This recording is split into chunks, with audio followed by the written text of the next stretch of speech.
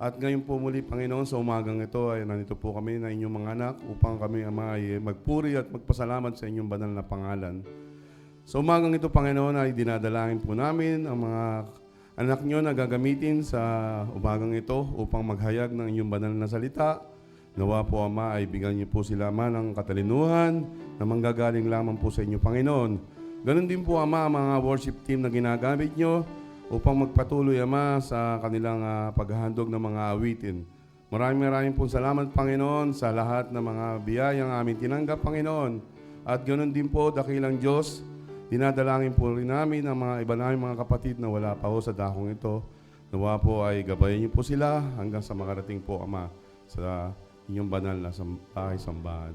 Maraming po salamat, Ama. Ito po ang aming samot dalangin sa pangalan ni Jesus. Amen.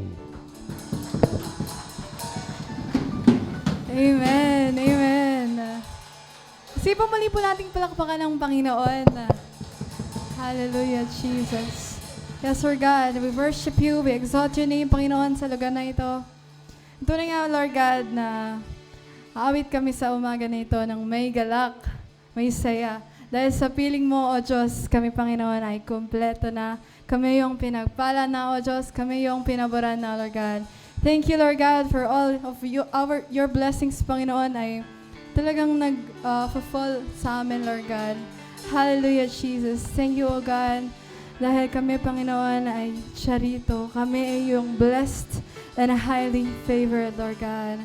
Hallelujah, Jesus. Hallelujah. Sige po, samahan niyo po kami sa umaga na ito na umawit sa Panginoon at palakpakan natin ng Diyos.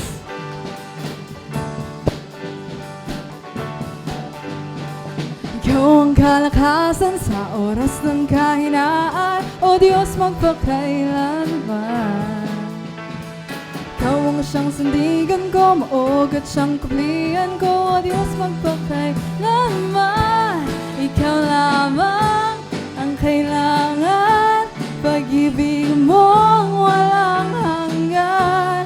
Sapat ang iyong biyaya sa bawat sandali. Ikaw ang lahat sa akin. Minsan po mga kapatid, awitin natin. Ikaw ang kalakasan sa oras ng kahinaan, O Diyos magpakailanman. Ikaw ang siyang sandigan ko, maogat siyang kublihan ko, O Diyos magpakailanman. Ikaw lamang ang kailangan, pag-ibig mo walang hanggan. Sapat ang iyong biyaya sa bawat sandali. Ikaw ang lahat sa akin. Sige po mga kapatid, na-invite ko po kayo na kumanta. At i-declare natin na ang kalakasan natin ay galing sa Diyos. Hallelujah, Jesus. Ikaw ang kalakasan sa oras ng kahinaan. Let's sing. Ikaw ang siyang iwanan ko, O Diyos magpakailanman. Ikaw lamang ang kailangan, pag-ibig mo walang hanggan. Sapat ang iyong biyaya sa bawat sandali. Ikaw ang lahat, ikaw lamang ang kailangan, pag-ibig mo walang hanggan. Sapat ang iyong biyaya sa bawat sandali. Ikaw ang lahat sa akin. Ikaw ang lahat sa akin. Ikaw ang lahat sa akin. May galak, may saya, may tuwa sa piling ng Diyos, sapagkat hirap ng puso ay naglalaho. May awit, may sayaw, at papuri para sa Diyos, na hatid ng pusong pinagpala niyang lubos. Handog na ay kapayapaan.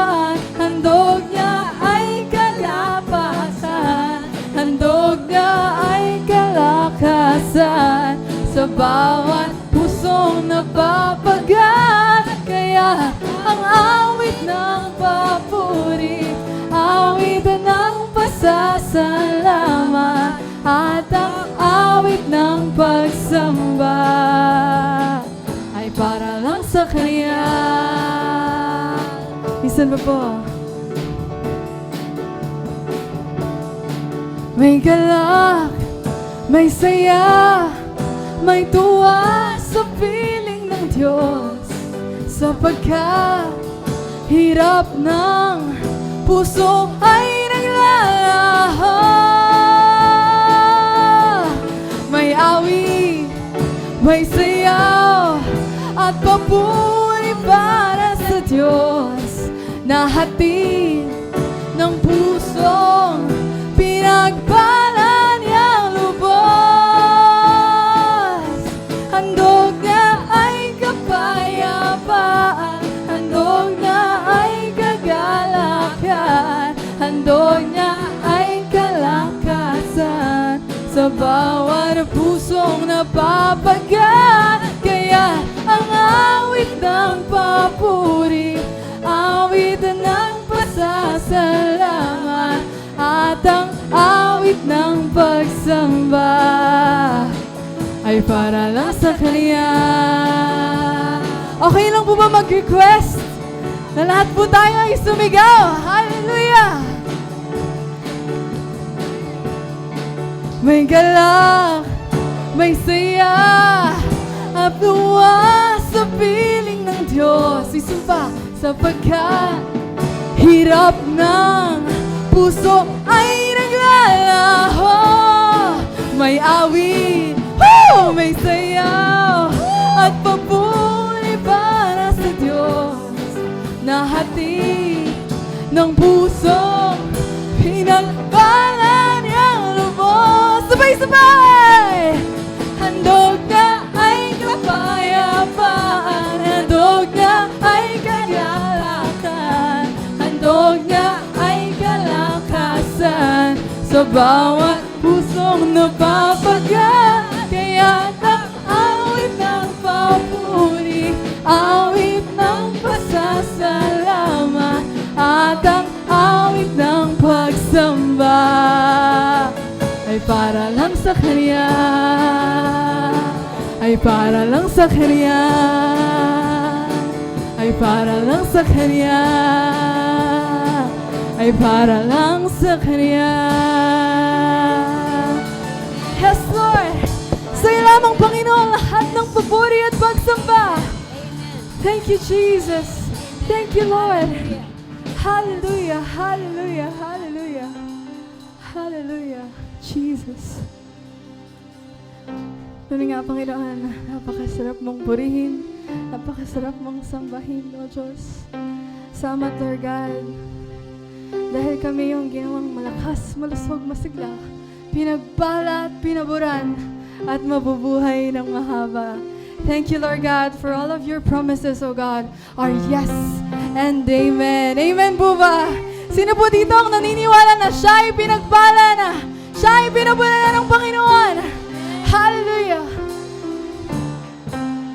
At this moment, let's worship God, let's thank God, sapagkat ang dakila niyang pag-iibig ay patuloy na umaapaw sa buhay ng bawat isa. Salamat sa dakila mo pag-ibig, salamat sa pagyakap mo, Ama. Ang presensya mo ang ninanais ko, ang puso ko ay para lang sa'yo. Once again, church, let's sing. Salamat sa dakila mo pag-ibig, salamat sa pagyakap mo, Ama. Ang presensya mo ang ninanais ko, ang puso ko ay para sa'yo. Nararapat ka sa papuri, luwalhati at pagsamba. Jesus, ika'y nakilain, magpakailanman. Nararapat ka sa papuri, luwalhati at pagsamba. Itataas ang ngalan mo, Ama. Kailanman hindi ka na babago. Tiwala ko'y ibibigay sa'yo. Mga pangako mo, panghahawakan ko, mamamalagi sa kalinga mo. Nararapat ka sa papuri, luwalhati at pagsamba. Jesus, ika'y dakilain, magpakailanman. Nararapat ka sa papuri, luwalhati at pagsamba. Itataas ang ngalan mo, Ama. Nararapat ka sa papuri, luwalhati at pagsamba. Jesus, ika'y dakilain, magpakailanman. Nararapat ka sa papuri, luwalhati at pagsamba. Itataas ang ngalan mo, Ama. Ang iyong nilikha'y luluhod sa'yo. Itataas ang ngalan mo. Bawat labi ay magpupuri. Jesus, dakila ka, iyong nilikha, kami iyong likha'y lumuluhod sa'yo. Tinataas ang ngalan mo. Bawat lahi ay nagsasabi, Jesus, dakila ka. Nararapat ka sa puri, luwalhati at pagsamba. The people sing, Jesus, ika'y dakilain, magpakailanman. Nararapat ka sa papuri, luwalhati at pagsamba. Ito ang ika'y dakilain, magpakailanman. Nararapat ka sa papuri, luwalhati at pagsamba. Itataas ang ngalan mo, Ama. Oh, ang iyong nilikha'y luluhod sa'yo tataas ang ngalan mo. Oh, ang bawat lahi ay magpupuri. Sige po, let's worship God. Jesus, dakila, iyong nilikha, kami iyong likha'y lumuluhod Sa'yo tinataas ang ngalan mo. Bawat lahi ay nagsasabi, Jesus, dakila ka. Ang pagpupuri pa sa salamat ay sa'yo lamang. harapan Ang tunay na awit ng pagsambay sa'yo iaalay ang pagpupuri pasasalamat ay sa'yo lamang nararapat. Tunawin ng pagsamba sa'yo lamang iaalay,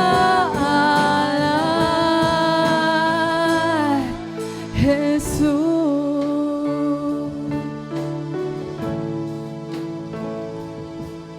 Kay buti mo, Panginoon,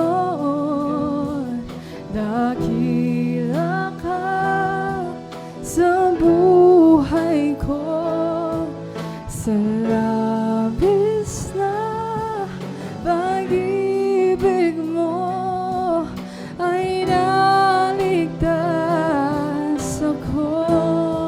Hindi man karapat-dapat ay iyong pinatawad at binigyan mo pa ng dinig. Tinuruan mo umawi, kaya ngayon ang puso't isip ko'y isang sinasabi. Let's sing! Ang pagpupuri pa sa salamat ay sa'yo lamang nararapat. Ang tunay na awit ng pagsambay sa'yo lamang iaalay. Sige po, let's take this moment to thank God for all that He is and all that He has done and all that He will do. Let's worship God. Let's thank God for He is good. Hallelujah.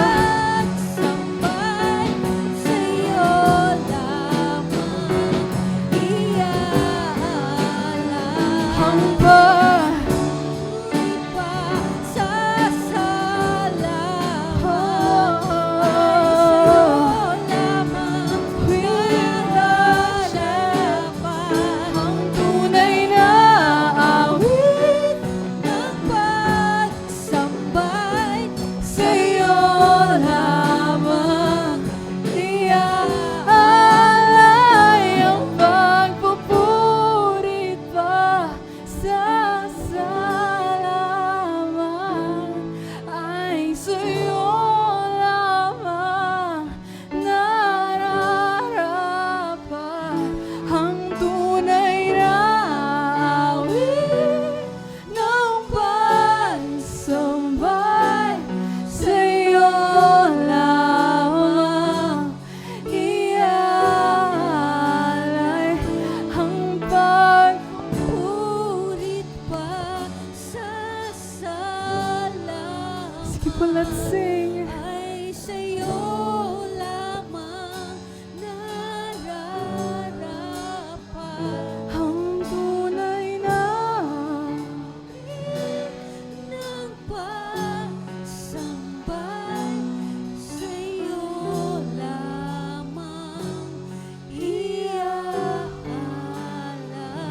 Ang pagpupuri pa sa salamat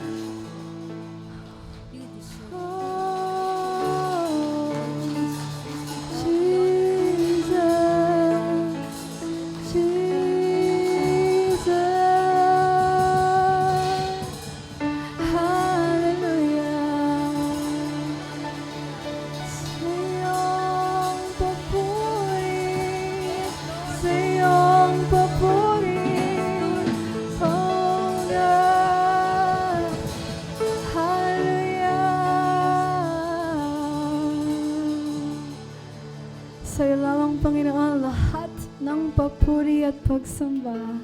Sabay-sabay po tayo magsabi ng Amen, Amen, at Amen.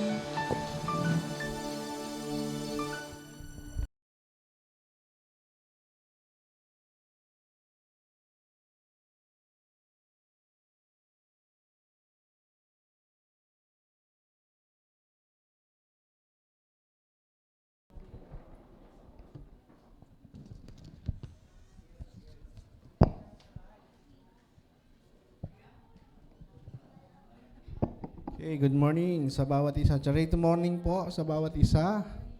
Kumusta po kayo? All is well. Okay, batiin po natin ating katabi na 2 thumbs up. You are Charito. Ibig sabihin, you are blessed and highly favored. Lagi po natin sasabihin yan. Lagi po natin sasambitin sapagkat yan po yung natamo natin nung tayo po ay na kay Kristo. Kay Kristo tayo, kaya tayo ay pinagpala at pinaburan ng Diyos. No? Medyo matraffic po ngayong umaga, no? Marami pong ginagawa niya sa kalsada. Okay lang po yun. At alam naman po natin na anuman ang sitwasyon ng buhay natin ay dapat tayong magpasalamat sa Panginoon. Welcome po doon sa ating kaibigan. No? Hello, dyan. Kaibigan ni, welcome. No? Ayan, ito po ay gospel bearer, tagapagdala tayo ng mabuting balita. Wala pong itinataas dito kundi ang tanging pangalan lamang ng Panginoong Jesucristo. At ang mensaheng daladala ng gospel bearer ay ang kanyang tinapos na gawa sa krus ng Kalbaryo, ang mensahe ng biyaya ng Diyos. Walang ibang mensahe kundi ang mensaheng ginawa ni Kristo sa krus ng Kalbaryo. Bago po tayo magsimula, tayo po ay manalangin at magpasalamat sa Panginoon. Ama naming Diyos na makapangyarihan sa lahat, maraming salamat po sa mga anak mo na narito. Salamat din po, Panginoon, sa mga nakikinig ng iyong salita sa live stream, Lord God. Salamat po, Panginoon, sa pagkakataon na kami makapagpuri at sumamba sa inyo, sapagkat ang sabi mo sa iyong salita, you inhabit the praises of your people. Kami po, Diyos, ay nagpapasalamat sapagkat lagi mo kaming sinasamahan. Lagi mo kaming pinapatnubayan, Lord God. Lahat po ng mga bagay na masasabi namin, lahat po ng aming mapag-aaralan, Lord God, ay pawang sa salita mo lamang at makapagbigay ng kaluguran sa iyo, Lord God. Salamat po, Panginoon, sapagkat ikaw ang amin pong Panginoon na nagbigay sa amin ng biyaya. Wala po kami magagawa kung kami hiwalay sa iyo dahil lang po sa biyaya mo. Kami, Panginoon, ay nakatatayo at nagpapahayag ng iyong salita. Salamat po, Panginoon, sa pagkakataong ito. Sa iyo po ang aming papuri, pagdakila, paglulati sa tanging pangalan ni Jesus. Amen. Okay, at diretso po tayo muli sa atin pong pinag-aralan. Nagsimula po tayo na patuloy nating pag-aralan yung series of teaching about your next season is coming. No? Tinitingnan po natin dito, lagi natin pinag-aaralan ang storya, bawat istorya ng mga lingkod ng Diyos, ng mga tao ng Diyos, malalaki man o babae, ay atin pong tinitingnan ang mga pagkakataon kung paano inililipat ng Diyos ang mga taong ito to the season into the another season. No? At naniniwala po tayo na kung paano kumikilos ang Panginoon noong unang panahon, ay naniniwala po tayo na hanggang ngayon ay gumagawa ang Panginoon sa buhay po natin. Ini-examine po natin ang mga grasya ng Panginoon sa buhay po ng mga karakter po sa Bible. No? 5 na po yung ating napag-aralan. Una, napag-aralan po natin yung patungkol kay Noah, patungkol po kay Abraham, patungkol po kay Jacob at kay Joseph. Last week, pinag-usapan po natin ay yung patungkol kay Moses. 5 na po tayo.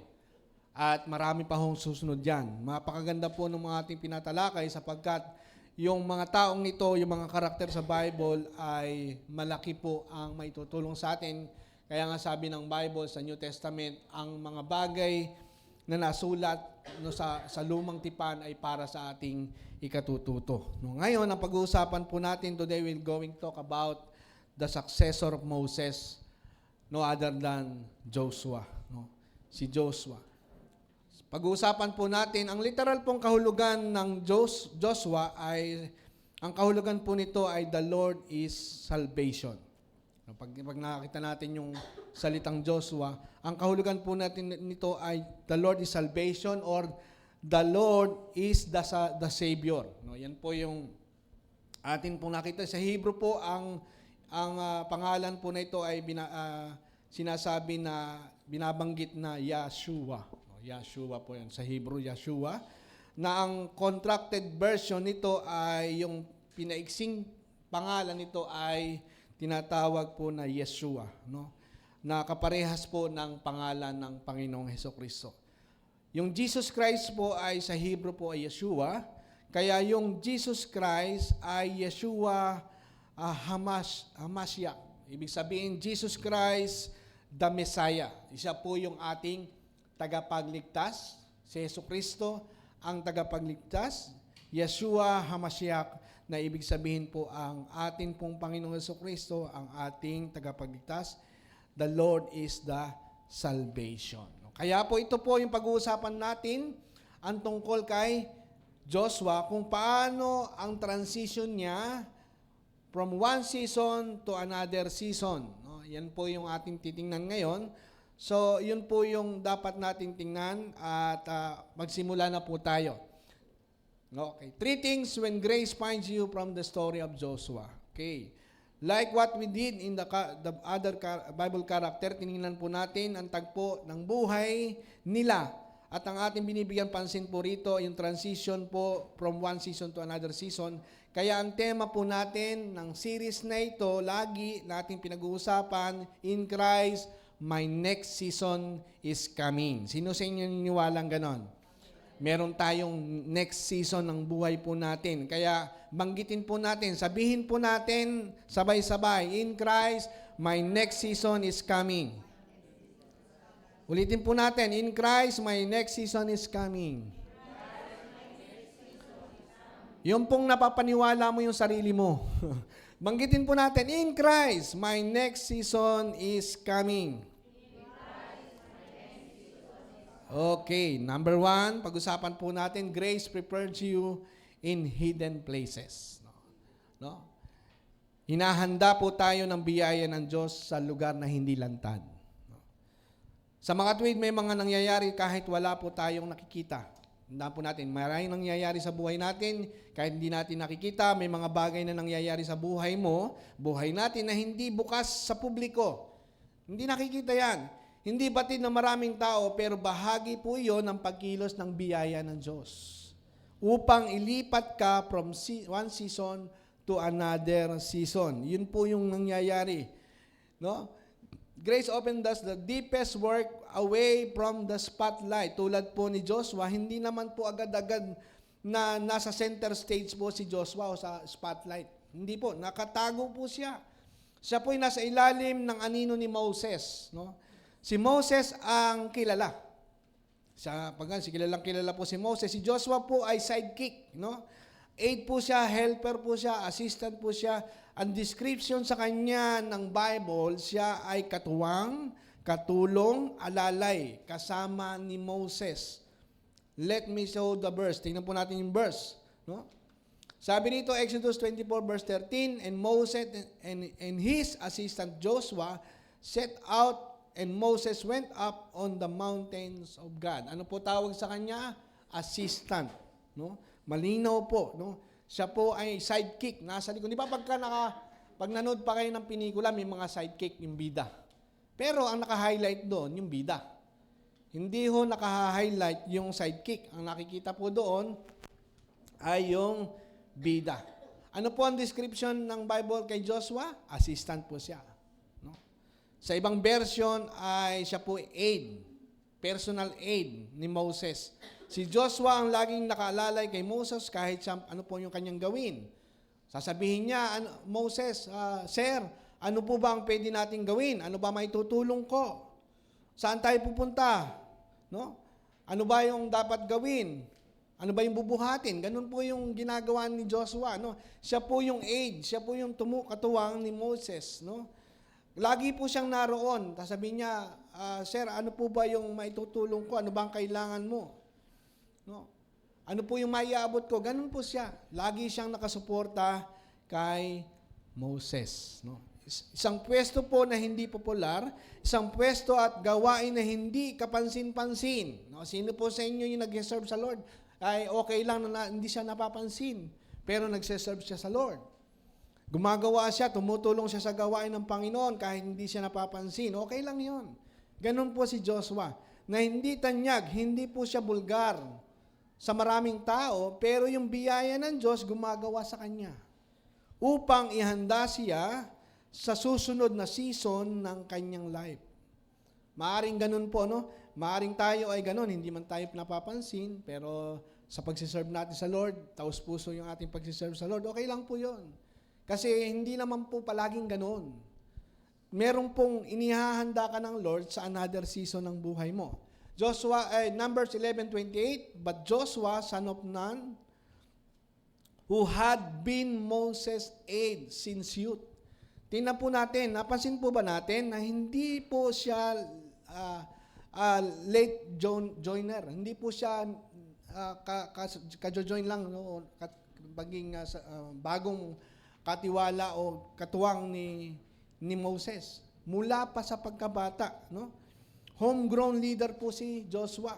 Mula sa pagiging kabataan, nandun po siya, si Joshua, at nakaalalay tumutulong kay Moses, no? Maaring ganun po tayo, no? Sinimula ng gawain ito, tumutulong po tayo. Ngayon lang po 'yan, maaring sa susunod kayo na po yung leader, kayo na po yung pastor, no? No, lagi po siyang nasa tabi ni Moses upang magbigay tulong kung kailangan ng alalay, kung kailangan ng tulong ay nandoon po si Joshua.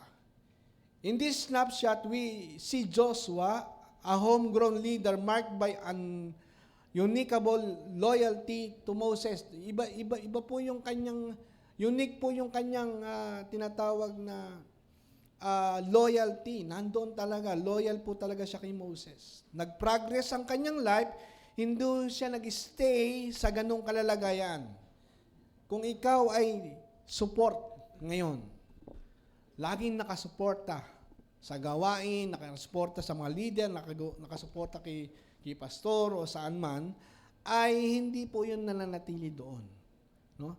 Tayo po inihahanda ng Panginoon sa susunod na season ng buhay po natin. Tingnan po natin Deuteronomy 34 verse 9. Tingnan po natin yung progress ni Joshua. Now Joshua, son of Nun, was filled with the spirit of wisdom. No? Tell me why. Bakit po? Because Moses has laid his hand on him so that Israelites listened to him and did what the Lord had commanded Moses. Tingnan po natin, ginawa niya, kung ano yung inutos kay Moses, yun po yung nagawa niya. Dahil nga, from season na siya po ay hindi siya tanyag, nasa likod siya, sidekick lang siya, pero siya po ay dinala ng Panginoon sa next season. Tingnan muna po natin. Nag-progress na mula po sa pagiging helper, aid, alalay, kasama o tagabuhat ni Moses. Nandun lang po siya sa gilid, kasama lagi ni Moses, nasa gilid lang po siya, siya po ay nilay hands ni Moses. At inimpart po sa kanya ang spirit of wisdom, at dahil dito nagsimula makinig sa kanya ang Israelita. No? Dati, siyempre, hindi naman siya papansin ng mga Israelita kasi katulong lang siya. Aid lang siya ni Moses. Ang pinakikinggan ng Israelita ay si Moses. Pero siya, nung siya'y pinatungan ng kamay, no, ay siya po ay binigyan ng Diyos ng spirit of wisdom. Ang tawag po dito ay the impartation of anointing. Now, i-explain po natin ang mga bagay nito. We are living in a different covenant. Tandaan po natin, we are living in a different covenant. Kasi baka malito po tayo. Tingnan po natin. Kasi may mga pastor po at obispo, mga simbahan, na hanggang ngayon, ang kanilang practice ay nandito pa rin sa Old Testament. Yung laying of hands. No? Yan po ay marami pa hong gumagawa sa ngayon. Kinokopya po nila at dinadala po nila ang New Covenant ay yung Old Testament o Old Covenant dinadala nila sa panahon ngayon na New Covenant. No? Dahil si Jesus po, hindi po pwedeng ilagay, tandaan po natin, sabi ng Panginoon Jesucristo, hindi po pwedeng ilagay ang lumang sisidlan, ang bagong alak sa lumang sisidlan. Ang bagong alak po ay ang grasya ng Diyos. Kaya hindi po pwedeng pagsamahin yung Old Covenant at New Covenant. No? Iba po yun. Ngayon, marami pa hong gumagawa nito. Yung mga nasa Old Covenant, pinapractice pa rin nila sa New Covenant. No? Makikita po natin yan. Lagi natin sinasabi po natin, yung diamond, laging nilalagay sa black velvet. No? No? Lagi po yan. Lagi natin binabanggit yan. Yung diamond nilalagay sa black velvet, sa ibabaw nito, kahit hindi mo na mailagay yan sa black velvet, diamond pa rin yan. No? Diamond pa rin yan. Hindi mo dinadagdagan ang kanyang pagka-diamond kapag nilagay mo sa black velvet. Amen po ba? Ang ginagawa lang ng black velvet ay para para mas lalong makita ang ganda. Hindi mas maging diamond. Hindi po ganon. Diamond na po siya para lang mas lalong kuminang ang diamond. Ganon din po sa New Covenant.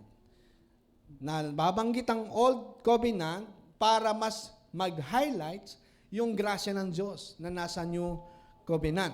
No? Ganon po yung nangyari doon sa atin pong, sabi nga sa Hebrew 10:1, yung Old Testament po ay shadow. Yung Old Testament shadow, ang New Covenant ay tinatawag po natin na reality of Jesus. Si Jesus po ang sentro. Magkakaroon po tayo ng appreciation kay Jesus at makikita natin yung ganda ng finished work of Jesus, yung message of grace, yung message of the cross, no? Sa magitan po ng black velvet na tinatawag na Old Covenant, na-highlight yung ganda ng magandang balita ng Panginoon. Tingnan po natin. Kaya marami pong tao pa rin ngayon ang nagpupumilit na sila ay mapatungan ng kamay dahil dito daw lumilipat ang anointing. No, ganun po ngayon, marami pa akong ganun. No? Ang anointing ay naililipat. Yun po yung nasa Old Covenant. Ganun po ang nangyari kay Joshua. Kaya pinatungan siya ng kamay, nagkaroon siya ng spirit of wisdom. Kasi yun po yung practice sa Old Covenant. No? Kaya ngayon, marami pong umaattend ng seminar para ma-receive ang anointing. Babayan ng mahal, no? 3 days seminar, how to get the anointing of God, no? Ganon, no? Paano natin makuha yung double portion of anointing of Elijah. Ganyan po yung mga ngayon, mga seminar ngayon, magiging active ka, magiging anointed ka, anointed preacher ka, no? Ganon po yung pananaw ng marami pa sa panahon ngayon, no? Yan po yung practices nila. Mantakin mo po, babayaran mo na napakamahal ang seminar o conference, matanggap mo lang ang double portion of anointing. Hindi ba't nabanggit naman talaga sa Old Testament, yung tungkol sa double portion of Elijah. Double portion of anointing ni Elijah. Yun po yung natanggap ni Elisha, no?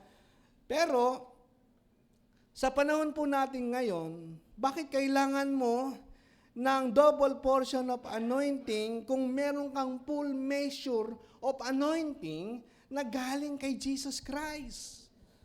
Bakit kailangan mo pa ng double portion of anointing? Meron ka ng full measure ng full anointing ni Jesucristong ibinigay sa'yo. Ganun po kasi ang nangyari. Ganun po nangyayari. Sa Tagalog, bakit gugustuhin mo ng double portion of anointing ni Elijah kung nasa iyo na ang full measure ni Jesus Christ dito sa New Covenant? No, makikita po natin. People do that for the simple reason they are totally ignorant of the message of grace and do not how to rightly divided the scripture. Hindi nila hinahati ng maayos o pinag-aaralan ng maayos ang salita ng Diyos. Meron po sa Old Testament, no? Meron tayong Old Testament, may tinatawag po na New Testament. May tinatawag na Old Covenant, may New Covenant. Merong people of Israel, merong church. Magkakaiba po yon. May hati po yon. You should know how to divide the two. Dahil meron pong separation, maraming tao ang hindi po naiintindihan ito. Yung hindi para sa mga hentil, kinukuha. Yung para sa Hudyo, kinukuha ng hentil. Hindi ka naman Hudyo. Bakit mo kinukuha para sa Hudyo? Kasi nabanggit sa Old Testament. Kaya nagkakaroon ng problema. Before we proceed, tingnan po natin, hayaan po natin pag-aralan ito, ma-explain po natin ng konti, kasi ito po yung napaka-controversial, especially in the many churches today. Controversial po ito. Yung tinatawag na the anointing rested, on selected people, yan po ay nangyari sa Old Testament. Yung pong selected people lang ang nakakakuha ng anointing. Sa Old Testament po iyon. Kaya nilelay hands. Tinatanggap nila yung anointing of the Holy Spirit, nilelay hands po. Pero makikita po natin ang ganda ng mensahe ng biyaya. Kapag binasa po natin, yung binasa natin, pinatungan po ng kamay ni Moses si Joshua at siya po tumanggap ng spirit of wisdom, representing the empowerment, representing the anointing. Yan po ay Old Testament understanding. Dapat yan maintindihan po natin. Yan po ay mababasa sa Old Testament. Paulit-ulit po yan. Pinatungan ng kamay si David, pinuhusan ng langis si David, ganun po ang gawain sa Old Testament. Pero magkaiba po ngayon. Iba po ngayon. Kumpara sa dati. Ang Old Testament, the Holy Spirit stay only a selected few for a specific purpose. For a specific purpose, then leave when it is done already. Kapag katapos na, wala na. Tapos na yung gawain ng Holy Spirit. Unlike the New Covenant. Sa New Covenant, the Holy Spirit stay with every believer, not for a while, but forever. Amen po ba? Ang Holy Spirit, binigay sa atin, sasamahan niya tayo magpakailanman. Yun po yung dalangin ng Panginoon sa Kristo, di po ba? Dadalangin ako sama, bibigyan kayo ng kasama, ng banal na Espiritu, at makakasama niyo sila magpakailanman. Malinaw po, hindi for a season only. Yan po ay magpakailanman, yan po yung ginawa ng Diyos sa atin. Mapakalaki po ng diferensya ng Old Testament sa New Covenant, ng Old Covenant sa New Covenant. Ang New Covenant ay sasamahan tayo ng Banal na Espiritu magpakailanman. Sa Old Covenant, pansamantala lang, pagtapos na ang purpose, tapos na, wala na, aalis na ang Holy Spirit. Kaya hanggang ngayon po, umaasa pa rin po sila, yung ibang mga paniniwala, sa pagpatong ng kamay, paglipat ng anointing. Tinatawag po na impartation of anointing sa magitan ng pagpatong ng kamay. Pag pinatong ng kamay, kailangan mabuwal ka. Ganun, di ba? Pag pinatungan ka ng kamay, kailangan mabuwal ka. Maslain ka. Dahil pag hindi ka nabuwal, hindi mo natanggap ang Holy Spirit. Hindi mo natanggap yung anointing. Kaya ang ginagawa, pag hindi ka nabubuwal, tinutulak ka. Tumba. Wala po doon. Napakaganda ng mensahe ng biyaya. Ako po dati ganun Kala ko, ganun nga. Pero napag-aaralan po natin ng salita ng Diyos, yung anointing, hindi dahil sa pagpatong ng kamay, yung anointing, hindi dahil tumumba ka, anointed ka na. Kaya iba, ganun po nangyayari. Yung iba naman, pinipilit magsalita ng iba't ibang wika. Kailangan mo mag-speaking in tongues para ikaw ay maging anointed. Kaya yung tinuturuan, bla bla bla bla bla bla, ganun lang. Sa umpisa lang yan, mahirap, parang bata. Hindi po ganun. Malinaw po ang salita ng Diyos. Hindi po tayo kontra sa speaking of tongues. Kasi iyan po ay giftings ng Holy Spirit. At hindi lahat meron yan. Kaya lang, minsan yung mga pananaw ng ibang paniniwala para ikaw ay masabing anointed o nagkaroon ka ng anointing galing sa Diyos, kailangan mangyari yon. Tumumba ka, kailangan magsalita ka ng iba't ibang wika. Hindi po. Hindi po. No? Yan po ay malinaw na sinabi sa salita ng Diyos. Makikita po natin mamaya yan. Kaya yun po, yung iba, pinipilit nilang magsalita ng iba't ibang wika, tinuturuan nila, ganito gagawin mo, sa umpisa, ganyan lang, hanggang sa ma-exercise na. No? Hindi po ganon. Tandaan po ninyo, kapag hindi ka sanay na hindi mo alam ang mensahe ng full grace, madali kang matangay sa ganitong klase ng paniniwala. Tandaan ko po dati, ma-attend pa kami ng encounter. Yung isa pinipigil, talagang ayaw mabuwal talagang dinidikdik, no? Ayoko nga ka mabuwal, pinipilit talaga tinutulak para mabuwal. Hindi ho ganoon. Ang pagiging anointed natin ay hindi dahil sa ginagawa ng tao. Ang pagiging anointed natin ay galing sa Panginoong Hesukristo. Dahil ikaw ay na kay Kristo, you are anointed. Sabi mo sa iyong katabi, you are anointed. Kapag hindi po natin naintindihan ang ginawa ni Kristo sa tinapos na gawa niya sa krus ng Kalbaryo, ay hindi po tayo makukontento. Pero dahil alam natin ang tinapos na gawa ng Panginoon Jesucristo sa krus ng Kalbaryo, kontento ka na, sapat na higit pa ang ginawa ni Kristo sa krus ng Kalbaryo. Amen po ba? Sabi po sa John 14:16, the Lord Jesus said, and I will ask the Father and He will give you another, alos, counselor. Ibig sabihin ng counselor ay comforter, to be with you forever. Hindi sa Old Testament, for a meanwhile sa Old Testament. Pero the New Testament, forever, sasamahan tayo ng Holy Spirit forever. Hello? Amen po ba? Yun po ang napakahalaga. Yung important word natin dapat tandaan dito, yung tinatawag na another. Ang Greek word po nito ginamit na pangalan po ay alos, meaning another of the same kind. Ibig sabihin, yung Holy Spirit another. Sa madalit salita, yung Holy Spirit another, hindi po si Jesus Christ yon. Another person po yon.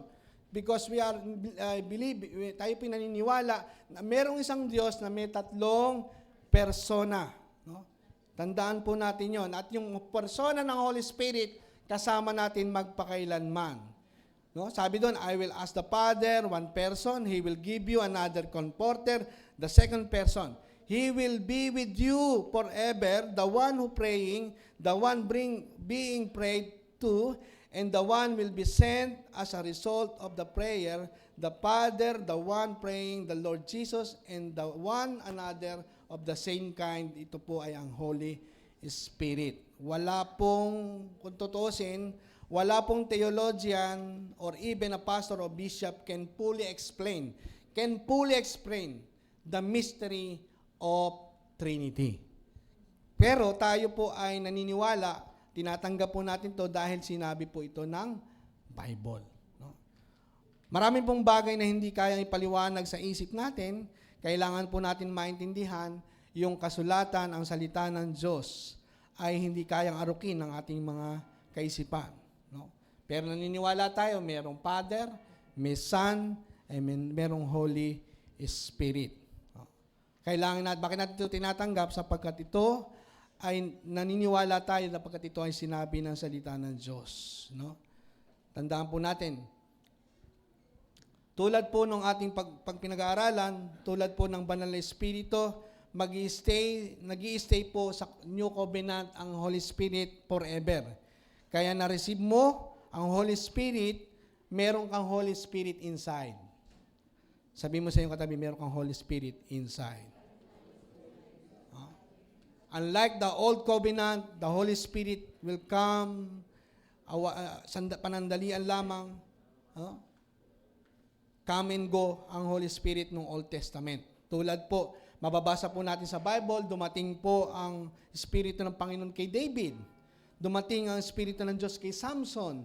Dumating ang Espiritu ng Diyos kay Jephthah. Ang daming kwento. Ang daming mong kwento. Dumating po ang Espiritu ng Diyos kay Saul, subalit umalis ito. Umalis. No? Kaya ang Holy Spirit sa Old Testament, in and out. In and out po ang Holy Spirit sa Old Testament. Ngayon, no, yung ibang bumabasa po ng Bible, nagka-cut and paste. Nagka-cut and paste, no? Baka ikaw nawala ng Holy Spirit, no? Yun daw po nangyari sa Old Testament, ganun din daw po mangyayari ngayon. Hindi po totoo yun. No? Yung po, bakit kailangan magkaroon ng New Covenant? Kung parehas lang pala yung Old Testament, yung Old Covenant sa New Covenant, kung parehas lang. Bakit may New?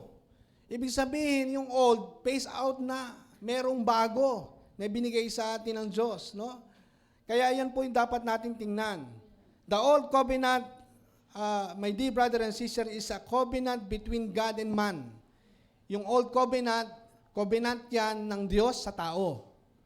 Yun po yung Old Covenant. Dahil ang kausap ng Diyos ay tao, hindi yan perpekto. Sino sa inyo perpekto? Sino sa inyo ang pangalan ay perpekto? Ang perpekto lang, ang pangalan ay perpekto. Kaya inintroduce po ng Diyos yung sacrificial system. Kasi nga, yung kasunduan ng dalawang parte, kailangan makasunod parehas. Pero yung tao, mahina. Kaya kailangan na merong sacrificial system para kung merong imperfection sa tao, merong magtatakip. Ganun po ang nangyari sa Old Covenant. Kasi may kasunduan ng Diyos, no? Ang Diyos at ang tao, hindi po makukumpleto dahil ang tao po ay nagpopol. Ang tao po ay bumabagsak. Kaya masisira po ang covenant dahil ang covenant ay kasunduan ng dalawang partido. Kailangan itong mangyari. Kaya po, meron pong tinatawag na para maayos po ito, nagbigay po ng sacrificial system. Kailangan meron pong tinatawag na paghahandog. Para kung nagkakaroon ng imperfection ng tao, tinatakpan ito at nagiging maayos ang relasyon nila sa Diyos. No? Kaya nga kung minsan pagka nag-alay sila ng dugo ng hayop sa ibabaw ng dambana at nakagawa uli sila ng kasalanan o kamalian at natuyo na yung dugo, kailangan na naman maghain. Ganun po ang sistema sa Old Covenant. Dahil sa bagong kasunduan, tingnan po natin, ang ginamit po ng Diyos na dugo ay hindi dugo ng hayop. Ang ginamit na dugo ng Diyos Ama ay ang dugo ng kanyang bugtong na anak. Dugo ni Jesucristo na bubuo sa krus ng Kalbaryo, tinakpan, hindi lang basta tinakpan ang ating mga kasalanan, inalis ng Diyos ang ating mga kasalanan sa pamagitan ng dugo ni Kristo. Kaya ang sabi niya ni John the Baptist, "Behold, the Lamb of God takes away the sin of the world." Hindi po sins of the world. Sin of the world. Singular. Bakit singular? Kasi yung kasalanang dinala, yan po yung kasalanang dinala ni Adan. Yung sin. Hindi yung kasalanang ginagawa mo. Hindi ka naging makasalanan dahil gumagawa ka ng kasalanan. Kaya ka naging makakasalanan dahil minana mo yung kasalanang na minana kay Adan. Yun po ang ibig sabihin noon. Merong sins, kaya merong sins, meron pong sin. No? Na dinala ni Adan dito sa mundo. And Jesus came to take away the sin of the world. Yung ugat ng kasalanan. Hindi po yung palaging ginagawa nating kasalanan. Kasi kapag wala na yung ugat, wala na yung bunga. Pag natanggal na yung ugat, mamamatay na. Kaya patay na tayo sa kasalanan kasi pinatay na yung ugat, yung sin na minana kay Adan. Tama po ba yun? Kaya ang tawag po diyan, that is hamartia. Yung sin, hamartia. Yung sin nature. At yung taong gumagawa, hamartano. Hamartia, yun po yung sin. Yung hamartano, yung nagagawa ng tao. Ang tao po yung tinatawag na hamartano. No? That made us all sinner by birth, sa pamagitan po ni Adan. Sinner by practice, kasi may sin po tayo. May sin nature tayo. No? Kaya po ang nangyari sa Old Testament, kaya hindi sila palabas-labas ang Holy Spirit kasi hindi pwedeng mag-stay ang Holy Spirit sa kanila sapagkat hindi po sila na born again. Magiging bahay ka lamang ng Diyos. Titira sa iyo ang Holy Spirit kapag ikaw ay na born again. At kapag ikaw na born again, hindi naaalis ang Holy Spirit sa iyo. Kaya sabihin mo sa iyong katabi, hindi naaalis ang Holy Spirit sa iyo.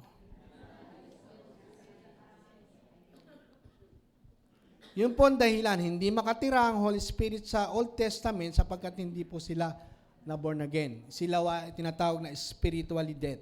Hindi pwedeng tumira ang Holy Spirit sa taong patay sa Espiritu. Unlike the New Covenant, meron pong spiritual life na binigay sa atin ng Diyos.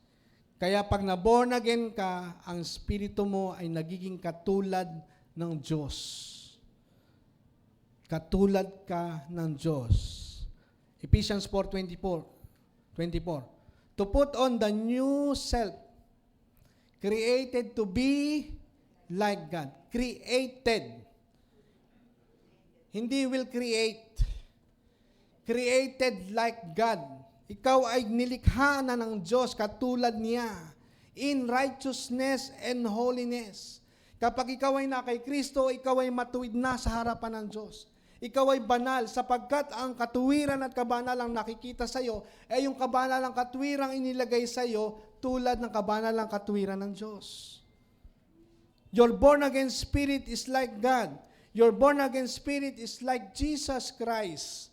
1 John 4:17, so you become the habitation of God.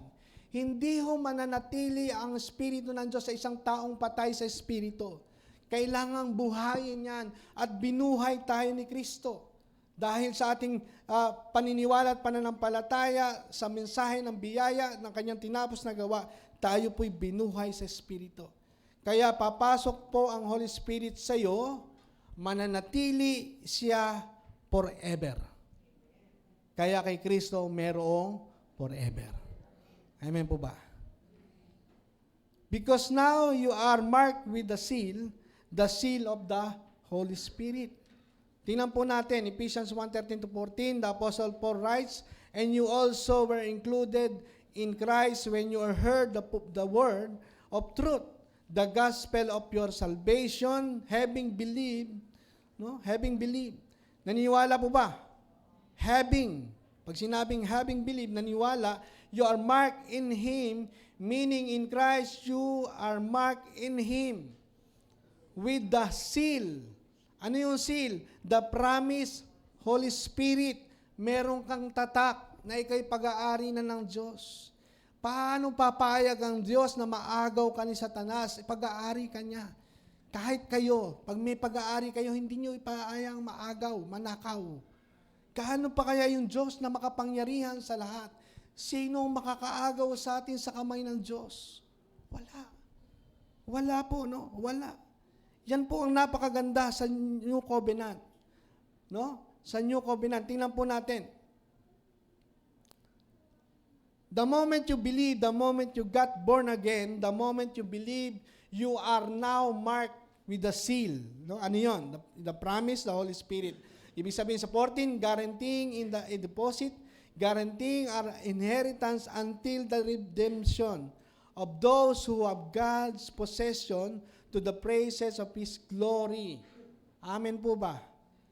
Now you having said this, Apostle Paul warns the believers, warningan po ang mga believers, sa Ephesians 4:30, do not grieve the Holy Spirit of God with whom you were sealed for the day of redemption.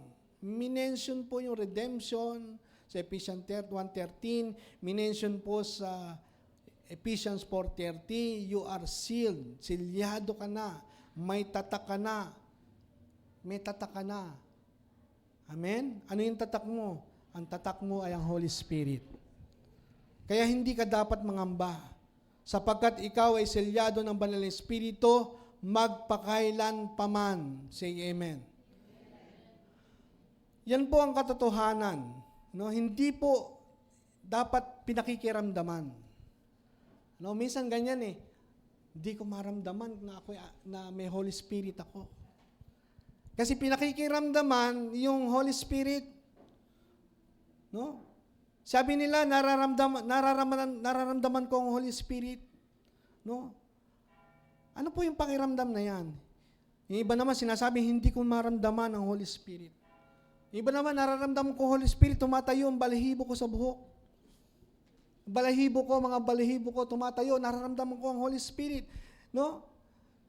Masyado namang agrabyado yung walang buhok. Elyamado naman yung mga balbon. Kasi ang basihan ng paniniwala sa Holy Spirit ay yung base sa nararamdaman.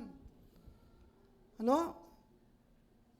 Paano yung walang balahibo? Hindi niya maramdaman ng Holy Spirit, no? Mga kapatid, iba po ang spiritual na katotohanan kaysa sa pakiramdam. Mga kapatid, hindi po tama yun.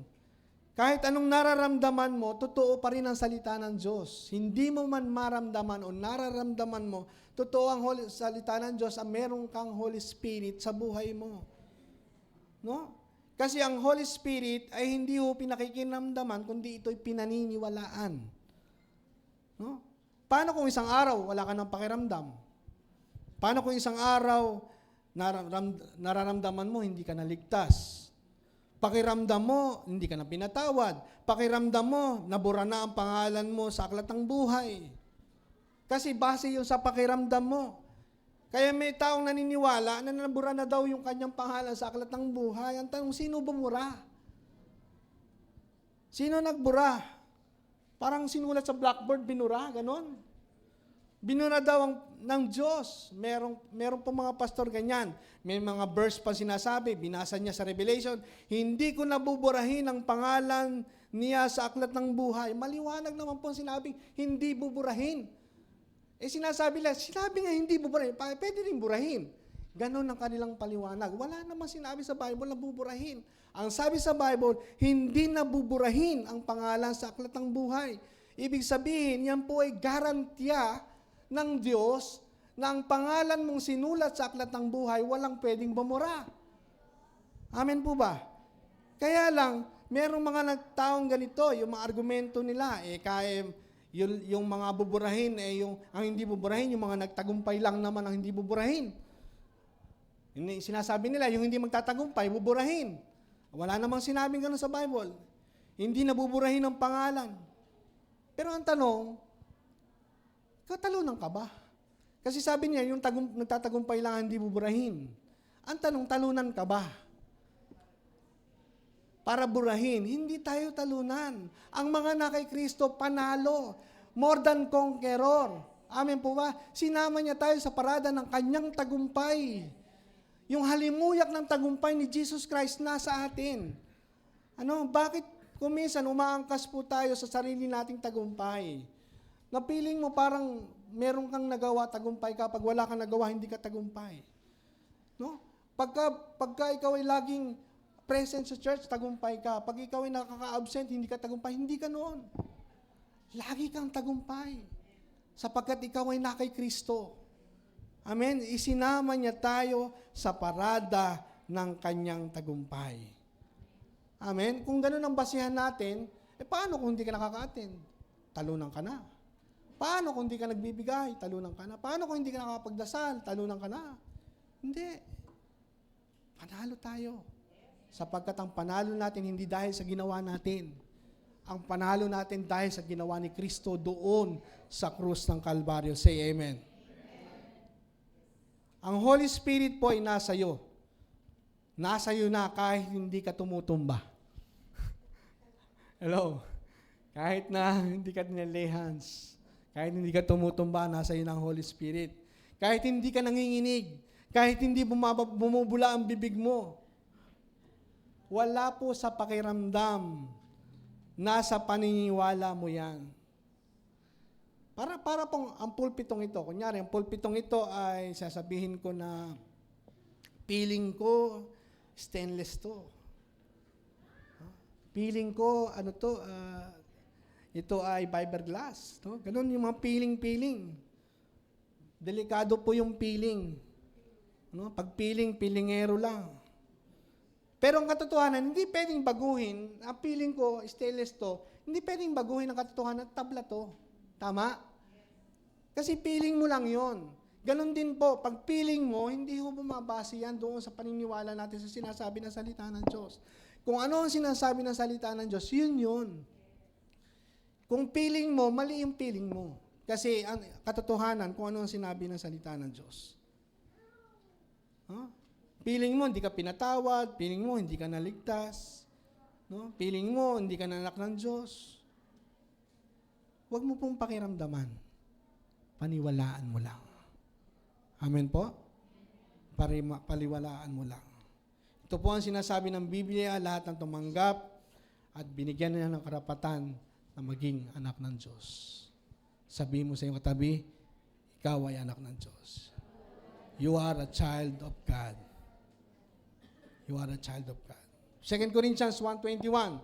Now, it is God who makes both of us and you stand firm in Christ. Ano dyan? Sabi, ano daw? What next? He anointed us. Ya-anoint ba o hindi pa? Anointed ba o hindi pa? Anointed na. Yan po yung Greek word na sa grammar po ng Greek word, yan po yung tinatawag na aorist tense. No? Sa English, yan po yung past tense. Anointed, hindi i-anoint pa lang. You are anointed because you are in Christ. Amen? Anointed meaning na-anoint ka na. Kailan nangyari? Nang ikaw ay na kay Kristo. The moment the Holy Spirit enters, you got born again, you are saved, you are the new habitation of God, you are anointed. So, hindi ka po inlilehans para maging anointed. Ikaw ay anointed dahil nasa iyo ang Holy Spirit. Ikaw ay na kay Kristo. Amen po ba? Yun po yung nangyari kay Joshua. Naintindihan na po natin, kaya siya nilehans dahil siya po ay nasa Old Covenant. No? In-empower siya ng Holy Spirit with wisdom. No? Yun po yung nasa panahon. Kaya po, tandaan po natin, merong nasa gitna. Yung Old Covenant, sa kaliwa, yung nasa gitna, yung finished cross. No? The finished work of Christ on the cross. No? Yun po yung kaliwa. Yung Old Covenant, yung bagong covenant ay nasa kanan. Ang naghahati po sa atin ay ang cross ni Kristo. Kaya po, yan po ang resulta ng tinapos na gawa ni Kristo. Tayo po'y pinatawad na, tayo po'y ligtas na, tayo po'y pinagpala na. Amen? Tayo po'y pinabura na, tayo po'y magaling na sa anumang karamdaman. No? Yan po yung kasunduan ng Ama at ng Anak na si Jesucristo. Hindi na kasunduan ng Ama at ng tao. Yun po yung Old Covenant. The New Covenant ang nagkasundo, yung Ama at ang Anak. Ang napagkasunduan nila na lahat ng nasa kanyang anak ay pinagpala na at pinabura na. Sino sa inyo ang nakay Kristo? Sabi mo siya katabi, you are charito. You are charito. No? Sabi po na Ephesians 1:3, Blessed be the God of the Father of the Lord Jesus Christ, who has blessed us with every spiritual blessing in heavenly places in Christ. In Christ. Sino sa inyo nasa kay Kristo? In Christ, you are blessed. You are blessed in every spiritual blessing. Pagpapalain ba o pinagpala na? Kung na kay Kristo ka, pinagpala ka na. Pag pinag-uusapan po ang pagpapala, huwag po masyado ring tumingin sa material. Ang isipin mo, kalahatan. Kasamang material, pero hindi po puro material. Tandaan po natin, hindi po puro pera, pinansyal, material. Hindi po ganon. Unang-unang pagpapala ang binigay sa atin, spiritual. Pagpapala ng kapatawaran, pagpapala ng kaligtasan, pagpapala na magkaroon ng kasama, ito po ay ang banal na espiritu. Amen? Lahat po tayo. pinagpala sa lahat ng aspeto. Mayroong pagpapala na kaginhawahan. May pagpapala na yung pagpapala ng tinapos na gawa ng Panginoon Kristo, kasama po rito yung kagalingan. No? Naiintindihan na po natin na yung sa Old Testament, kaya pinatungan ng kamay. Kaya si Joshua served God's faithfully with the impartation he received from Moses even in a little thing while on the side and not noticed. Hindi ho siya kapansin-pansin, pero siya po ay binigyan ng pagbiyaya ng Diyos. No? Kaya kahit siya po ay hindi masyadong kilala, no, hindi nakikita sa Facebook, kahit walang pumapansin sa kanya, kahit walang nagpipicture, kahit walang nagre-report, no, si Joshua ganon, ginagampanan niya ang kanyang tungkulin, no, ng tao sa puso, kahit walang nakikiramay sa kanya, walang nagkumakamay sa kanya, walang nagbe-bless sa kanya, walang nagsasabi sa kanya, God bless you, kahit walang nagbibigay ng love gift, kahit walang nag-aabot sa kanya, no problem kay Joshua. Bakit? Kasi siya ay naglilingkod ng tao sa kanyang puso. Ginagawa niya lahat ng bagay sa likod ni Moses. Ginagawa niya ito dahil hindi siya pakitang tao. Ginagawa niya ito dahil taos puso ang kanyang paglilingkod sa Diyos. Yun po yung hangarin ni Joshua. No? Yun po yung hangarin ni Joshua. Sabi po ng Bible, sa Luke 16:10, whoever can be trusted with a very little can also be trusted with much. Ang napagkatiwalaan sa maliit na bagay ay mapagkakatiwalaan sa malaking bagay. Ganun po ang nangyari kay Joshua. No? Ganun po ang nangyari kay Joshua. Si Samuel, ganun din po. No? Si Samuel, under Eli's mentorship, no? Siya po ay nasa likod lang, pero yung biyaya ng Diyos ay hinanda siya ng Diyos. No? Wala siyang nakikita, kahit wala siya sa camera, wala siya sa harapan, sa magitan lamang ng kanyang paglilingkod sa Diyos. Yun po ang panahon na siya ay hinihanda at ganoon din po tayo. Yan po ang panahon na ikaw ay piniprepare ng Lord. Basta gumagawa ka kahit walang nakakakita, taos puso ang paglilingkod mo sa Panginoon, ay kahit hindi po nakikita ng iba, ang Diyos, piniprepare ka ng Diyos for another season ng buhay mo. Amen po ba? Your hidden preparation is the gateway to your next season. Papasok ka na doon, kaya kailangan kang ihanda ng Panginoon. Wala pong sayang na panahon. Tandaan po natin, walang sayang na panahon. Ako po ay tagaluto sa church. No? Taga-ayos ng upuan, taga-vacuum. No? Sa Saudi Arabia, nakakarpet po kasi yon, laging binabacuum. Yun lang ang role namin. Ginagawa namin ang trabaho namin, masaya kami, magkakatropa kami, 4 po kami magkakatropa. Ngayon po, lahat po kami pastor na. Yung isa, overseer pa ng buong Saudi Arabia. Pero ginawa namin yun ng masaya. Hindi ko kami naghahangad na mataas kagad. Pero yan po ay preparation ng God sa buhay po ng bawat isa sa amin. Dahil po sa biyaya yan ng Diyos. No? Huwag po natin tanungin ng Diyos, bakit ba nangyari ito sa akin? Bakit ba ako pa? No? You can ask God so many questions. Pero hindi ko kailangan magpaliwanag ng Diyos sa atin. Hindi po obligasyon ng Diyos na ipaliwanag sa atin ang lahat. Sapagkat ang kailangan lang natin maniwala na may magandang next season ang Diyos sa buhay po ng bawat isa sa atin. Amen? Number 1, grace prepares you in a hidden place. Lahat tayo mayroon pong hidden places. This is where God prepares us. Gateway yan papunta sa inyong next season. Pangalawa, grace position you from the next season. Inilagay po ka ng biyaya ng Diyos sa susunod na kapanahunan ng iyong buhay. When Moses died, God did not leave Israel without leader. No? Hindi ready, no? Hindi po ganon. He had already positioned Joshua to step into his new assignment. Inilagay. Nung namatay si Moses, meron siyang inilagay na leader. Sino yon? Sino ipinalit ni Moses? Si Joshua. Samantalang si Joshua, hindi naman pansinin, nasa likod lang siya. No? Kaya sabi niya sa Joshua 1:1-2, the Lord declares Moses, my servant, is dead. Now therefore arise, go over this Jordan. You are all these people, not by Joshua's ambition, but by divine appointment. No, hindi po pinangarap ni Joshua ang pumalit kay Moses. Hindi po niya pinangarap, hindi naman sumagi sa kanyang kaisipan na mangarap na maging kapalit ni Moses. No? Malayo po sa kanyang pangarap. Pero dahil may plano ang Diyos sa buhay ni Joshua, nangyari iyon dahil iyon ang kalooban ng Diyos. That is God divine appointment.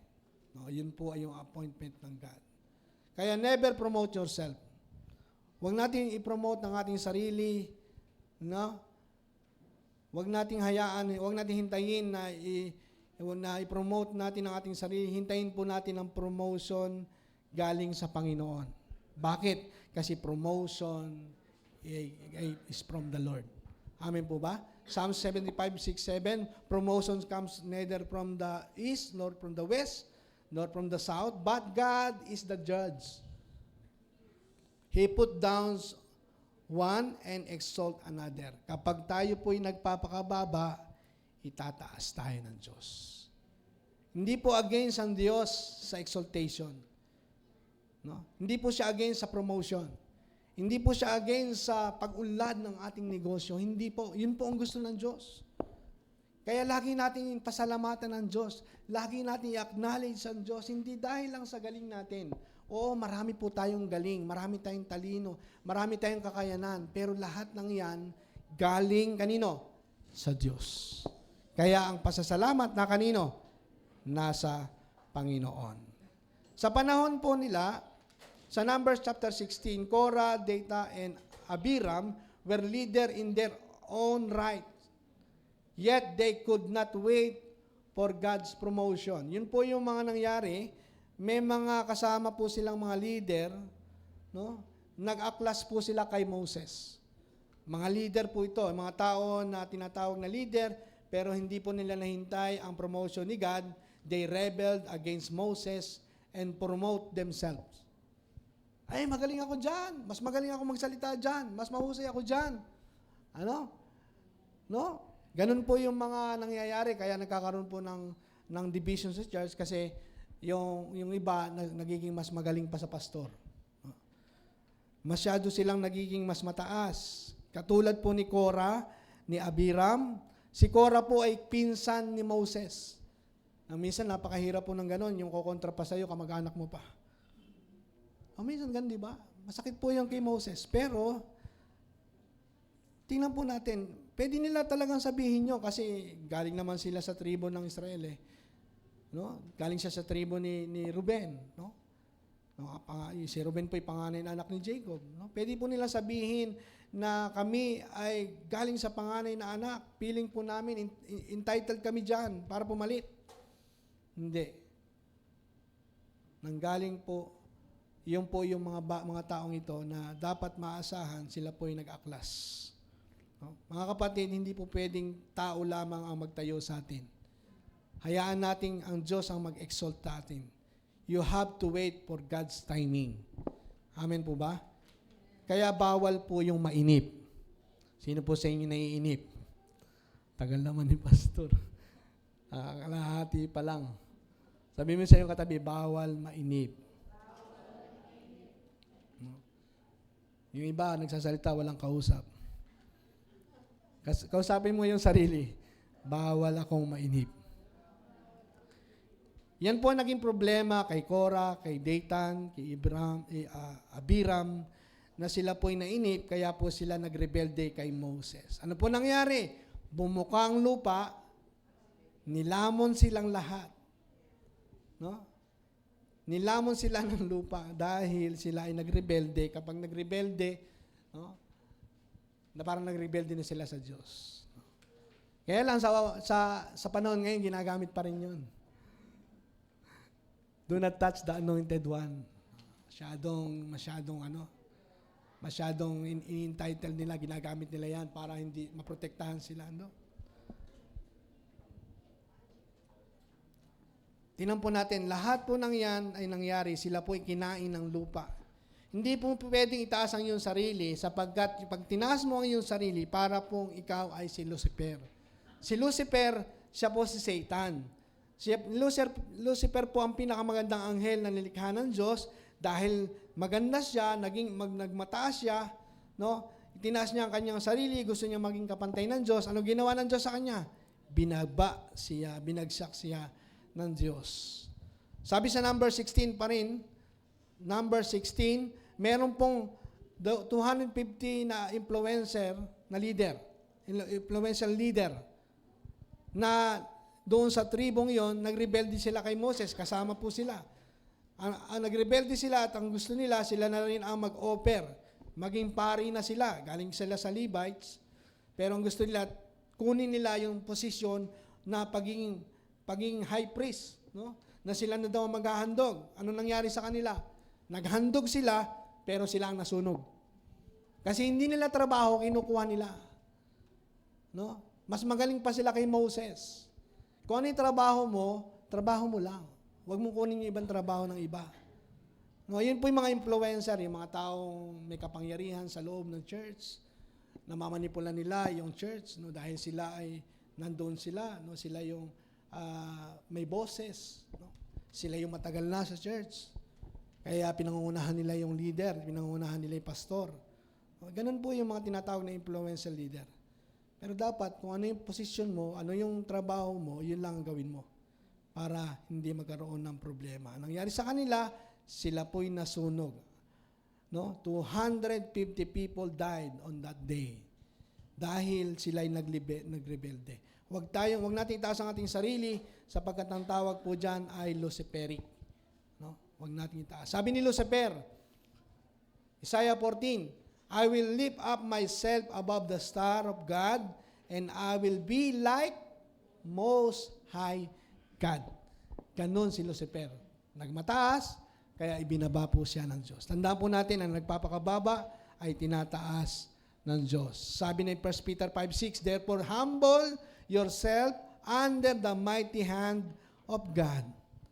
Lagi tayong magpasalamat. Lagi tayong magpakababa. Alam niyo po ba yung nagpapakababa, laging tinataas siya ng Diyos.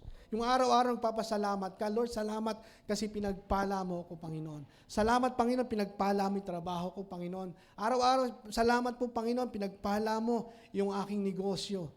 Pag ganun po ang attitude natin, alam niyo po, tuwan-tuwa ang Diyos. Pinagkatiwalaan ka sa maliit na bagay, pinaladami yan. Kasi alam natin na lahat ng meron tayo galing sa Diyos. Mas lalo ka pang uulad sa buhay. Mas lalo kang bibigyan ng spirit of wisdom. Sa trabaho mo, sa negosyo mo, sa buhay mo, lahat yan nanggagaling sa Panginoon. Kaya ang nais lang Panginoon, humble yourself under the mighty hand of God. Amen po ba? Bakit? Kasi ang Diyos po ang nag-aakda ng lahat ng bagay. Sabi ni Ecclesiastes chapter 3 verse 1, there is a right time for everything under the sun.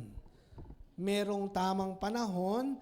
Ecclesiastes 3:11, God makes everything beautiful in His time. Kaya kailangan mong maghintay. Huwag tayong mainip. Meron pong tinatawag na tamang panahon. Sa tamang panahon. Hindi po sabi yan ni Lola Dora.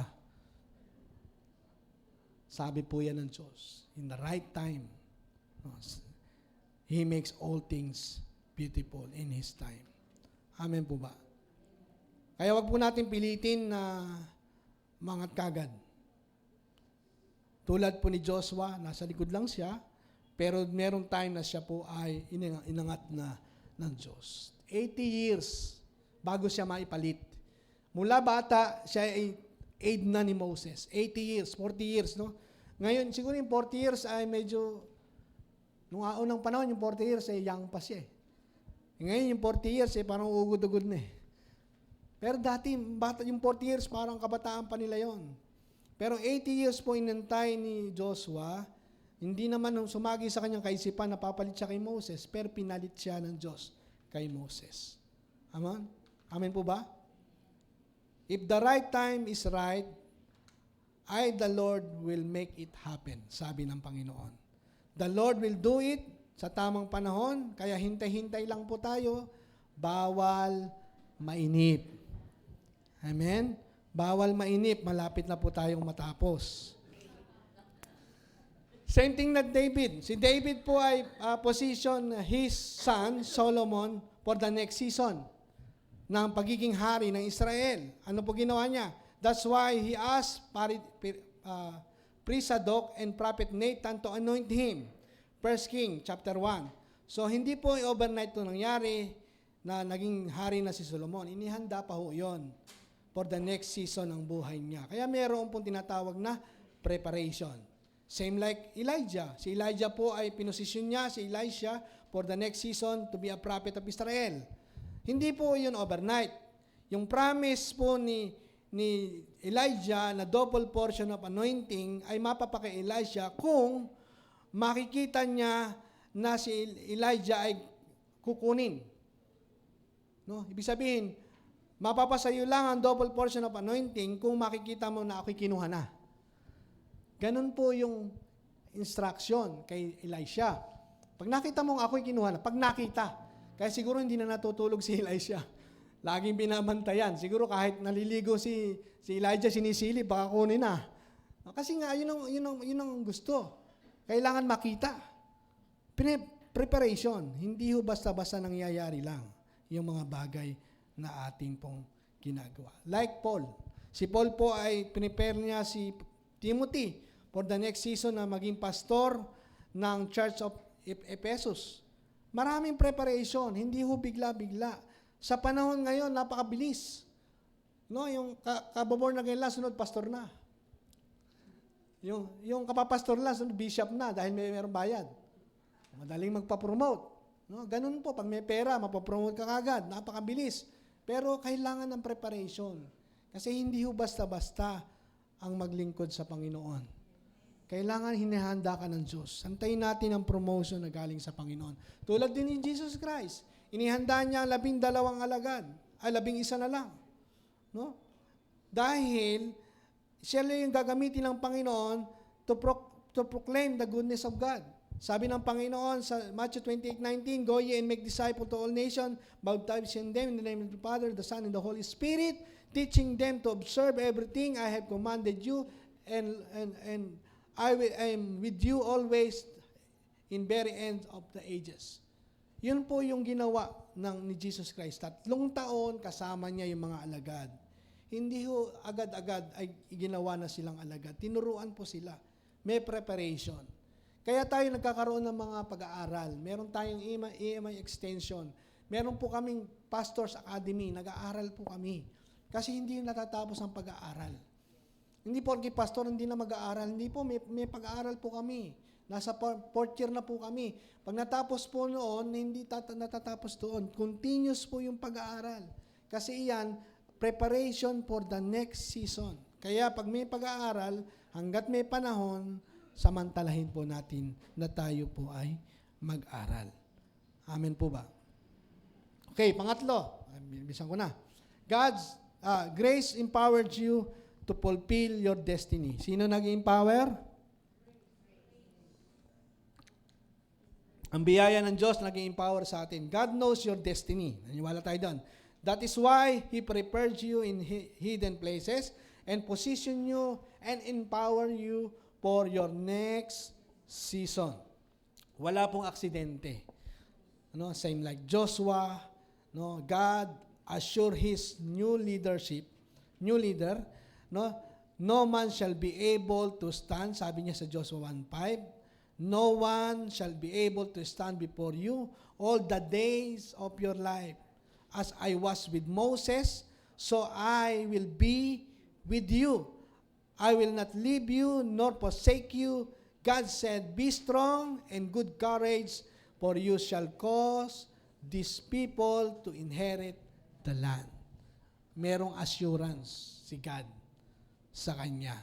No? May assurance si God sa kanya. yung inassure po ng Diyos, no? Sabi ni Joshua, you are not going to fail. You will be able to bring these people to the promised land, the land of flowing with milk and honey, because I am going to be with you, and no man shall be able to stand before you all the days of your life. You will surely succeed, because as I was written, Moses, I will be with you. Sabi ng Panginoon, amen po ba? Amen. Ang Diyos ay laging sa atin. Ang biyaya po ng Diyos ay laging nasa atin. Ang biyaya ng Diyos, pagkasama natin, tayo po ay tagumpay. Ang sikreto po ni Joshua kaya siya nagtagumpay dahil sa biyaya ng Diyos. No? Nagtagumpay siya dahil sa pagsama ng Diyos. Yun po yung mga kaparehas na nangyari sa buhay po ng mga nabanggit natin. Sila po ay nag-succeed, sila po ay nagtagumpay sapagkat lagi nilang kasama ang Diyos. Tama? Kaya sa buhay po natin, paano ka mabibigo? You will not fail. Hindi ka mabibigo. You will surely succeed because the great Emmanuel is with you. No? All the days of your life. Hanggang sa dulo ng daigdig, kasama mo ang Diyos. Amen po ba? Yan po yung mga bagay. Si David ganun din eh. Siya po ay nagtagumpay. Kasi sabi niya, yung lahat ng laban niya kay Goliath, ay siya nagtagumpay. Bakit? Kasi alam niya, nakasama niya ang Diyos. Naniniwala siya na hindi niya kaya yon kung wala ang Diyos. Pero alam niya na nagtatagumpay siya kung paano siya niligtas sa leon, sa mga oso, ay niligtas siya ng Panginoon. Ganon din ang pakikibakan niya kay Goliath. Hindi lang po kay Goliath. No? Siya po ay may mga problemang dinanas din. Yung mga setbacks ng kanyang buhay. Yung mga pagsubok na kanyang buhay. 13 years po siyang tinugis ni Haring Saul. Pero hindi po siya nabigo, siya po'y nagtagumpay. Mga kapatid, ilagay po natin ang ating puso't isipan. Kaya nagtagumpay ang mga babae at lalaki ng Diyos noong unang panahon.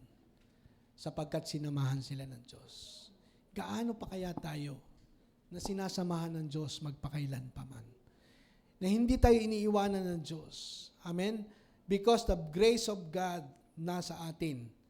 Nothing but grace. Grace plus nothing.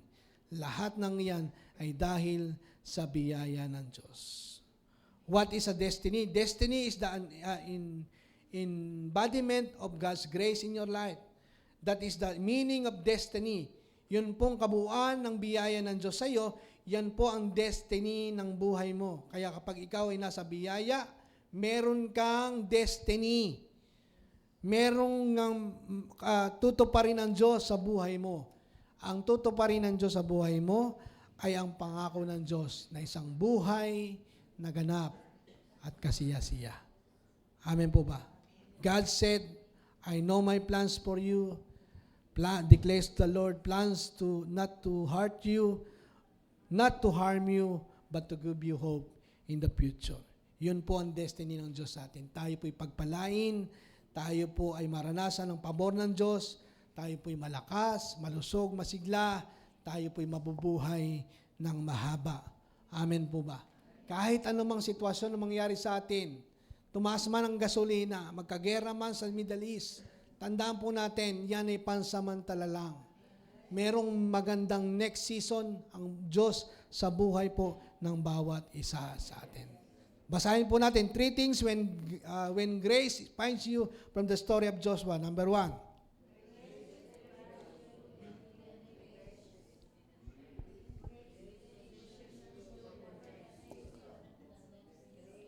Grace empowers you to fulfill your destiny. Okay, the life application na po tayo.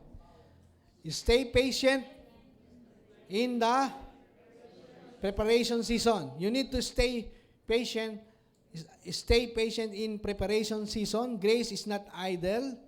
What feels like delay in the spirit refining, charactering dependence, and shaping you for assignment already ordained by God's wisdom.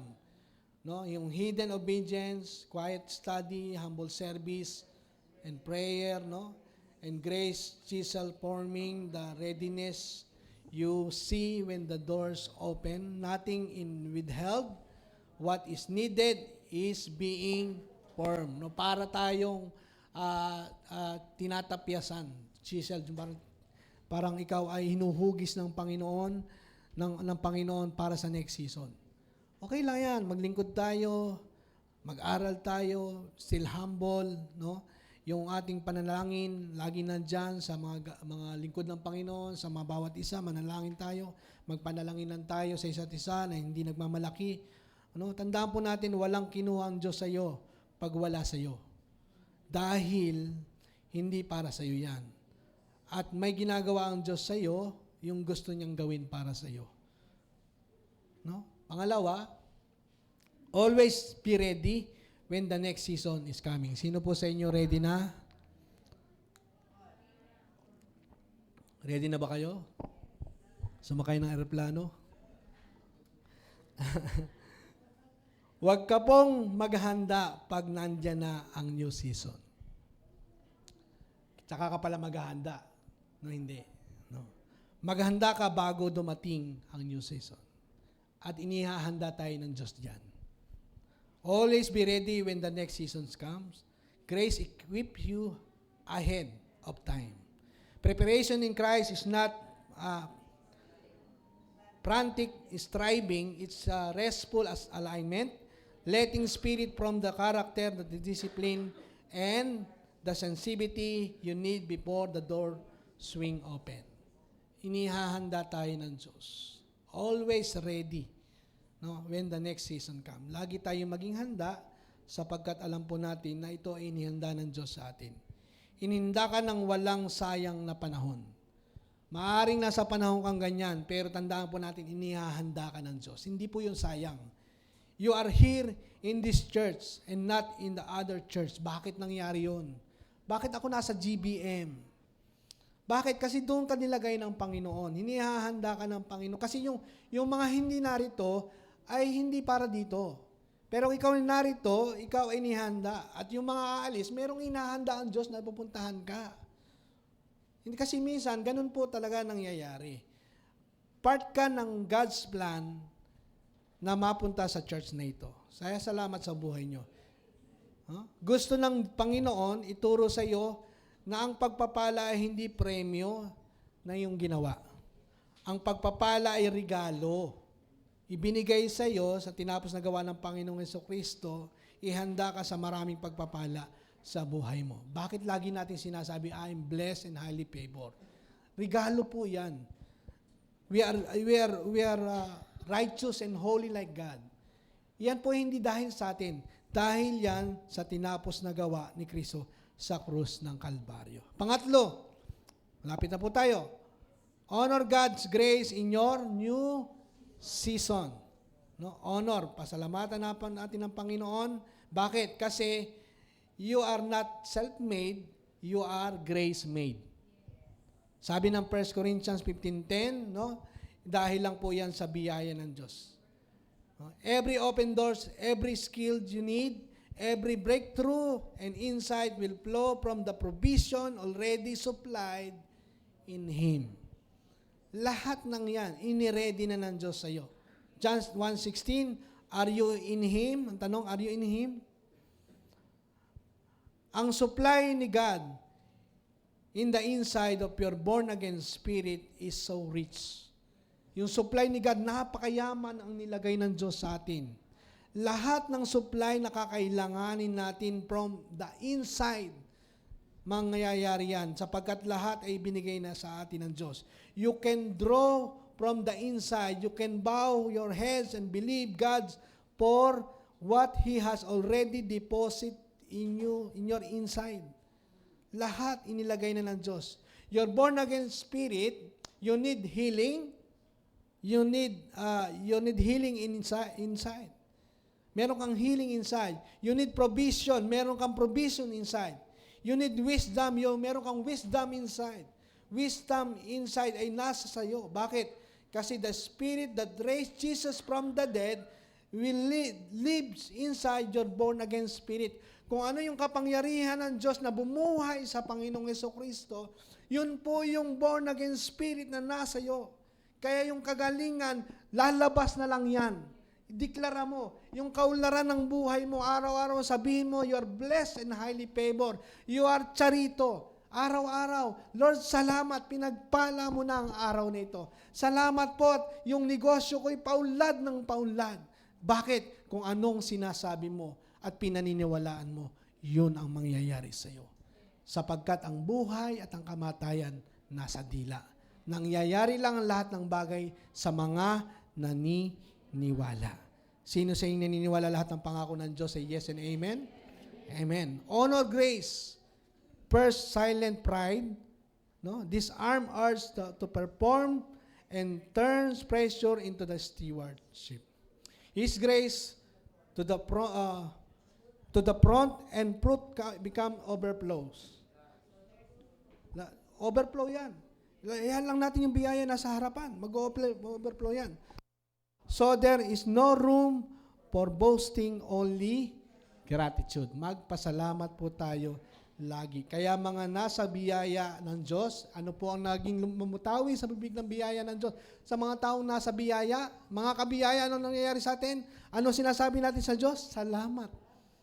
Salamat, O Diyos. Salamat, Panginoon. No, kaya napakaganda ng apelidong salamat. Bakit araw-araw meron kang dalang salamat eh? Kaya ganun po ang gusto ng Diyos sa atin, magpasalamat tayo araw-araw, i-honor natin ang God sapagkat lahat ng biyaya sa buhay natin galing sa Diyos. Thank you, Lord. Thank you, Lord. Thank you, Lord. Amen? Palakpakan po natin ang Panginoon. Okay. The life application. Basahin po natin. Number 1. Number 2. Number 3. Okay, stay patient in the preparation of season. Always be ready when the next season is come. Honor God's grace in your new season. Okay, the big idea is, in Christ, my next season is coming. Palakpakan po natin ang Panginoon. Tayo po'y manalangin. Ama, maraming salamat sapagkat tunay nga, Panginoon, ang bawat isa sa amin ay inihahanda mo sa next season ng buhay po namin. Salamat po sapagkat ang bawat isa sa amin pinagpala mo, pinaboran mo. Salamat po sa talino, kaalaman, kakayanan, upang ang buhay po namin ay patuloy na sumagana, upang ang buhay po namin ay patuloy na umunlad, sapagkat naniniwala po kami, ang promotion ay galing sa iyo, Panginoon. Ipinopromote mo ang mga taong nagpapakababa sa iyong harapan. Salamat po sapagkat tunay nga ang pangako mo, nagpapakababa, ay itinataas mo, Panginoon. Patuloy po kami nagpapakababa dahil lang po sa iyong biyaya, dahil sa iyong pag-ibig, sa iyong pagmamahal, kang bawat isa ay pinagpala mo at pinaburan. Nagpapasalamat po kami sapagkat ang bawat isa sa amin malakas, malusog, masigla. Pinagpala at pinaburan at ang bawat isa sa amin ay mabubuhay ng mahaba. Anumang karamdaman na meron kami, Panginoon, ito po'y pinagaling mo na dahil sa iyong natapos na gawa sa krus ang Kalbaryo. Ikaw ay tumanggap ng latay, tumanggap ng sugat, upang ang bawat isa sa amin ay tumanggap nito ang kagalingan na nanggagaling sa iyo. Salamat po sa iyong kahirapan upang kami sumagana. Ito po yung amin pong pinaniniwalaan sapagkat lahat ng pangako mo sa amin ay yes and amen. Salamat po, Panginoon. Tunay nga sa iyo po ang aming papuri. Sa iyo lang po ang pinakamataas na pagdakila, paglawalhati sa tanging pangalan ni Jesus. Amen. The big idea is, in Christ, my next season is coming.